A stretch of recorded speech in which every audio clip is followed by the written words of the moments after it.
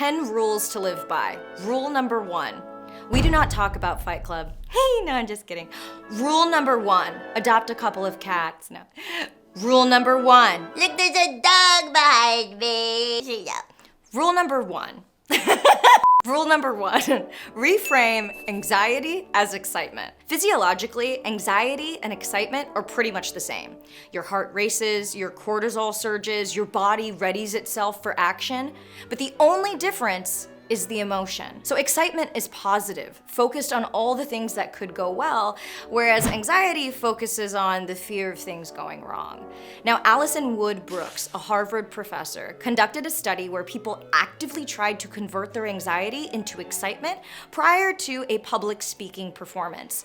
And every time, those who managed to identify as excited performed better than those who didn't.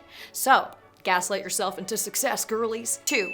Don't take advice from someone whose life you don't want. We live in the age of advice, right? Whether it's like hacks online or our friends offering up personal anecdotes. So one of my filters for the endless amounts of advice out there is to always consider the source.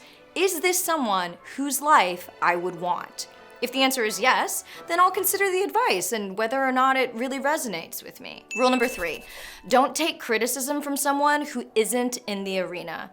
Now, Brené Brown, a researcher and author, says, if you are not in the arena getting your ass kicked on occasion, I am not interested in or open to your feedback.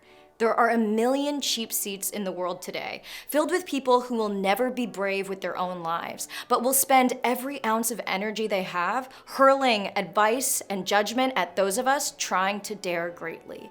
If you are criticizing from a place where you're not also putting yourself on the line, I am not interested in your feedback. Now, the only exception I make for this Brené Brown advice is that if someone's critiquing my work in a very thoughtful, tactful, and kind way, I will consider it.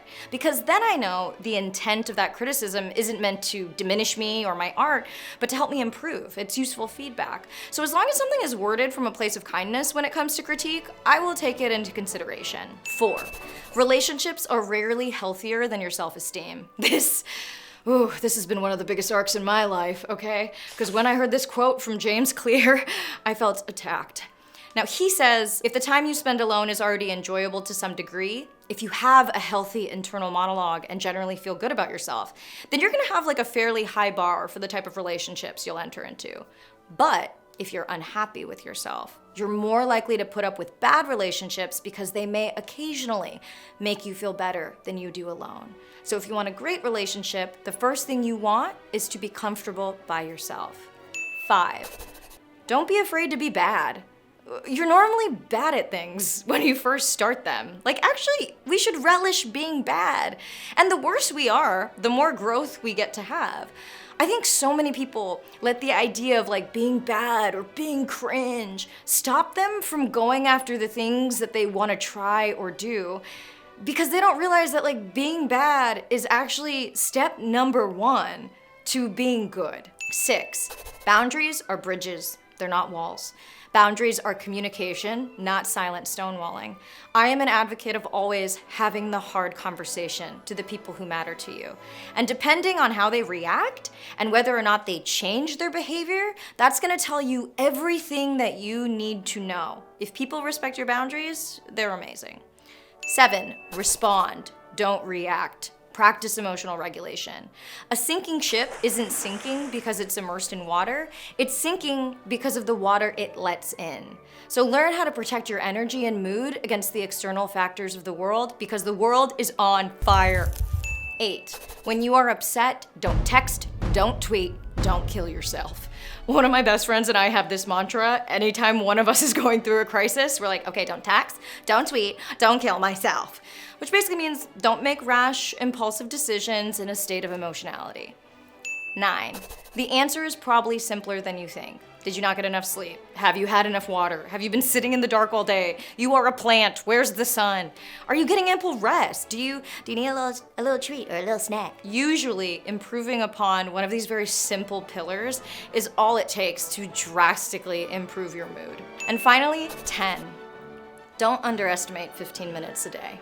The compound interest of your actions is powerful. 1 page a day is a screenplay every 9 months or a novel every year.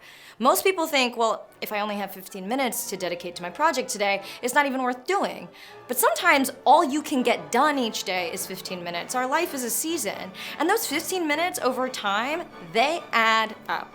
So these are my 10 rules to live by, but take what resonates and leave what doesn't. So I'm Akana. Thank you to BetterHelp for sponsoring today's video. Now, if you're struggling with your mental health, relationship patterns, or even just like being alive in the modern capitalist society, I cannot emphasize therapy's benefits enough.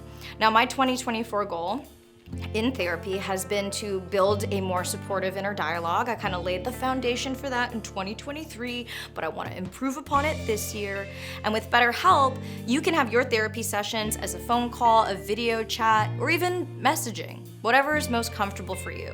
BetterHelp can match you to one of over 30,000 therapists in their network based on your needs, preferences, and location, which gives you access to a wider range of expertise than may be available in your area.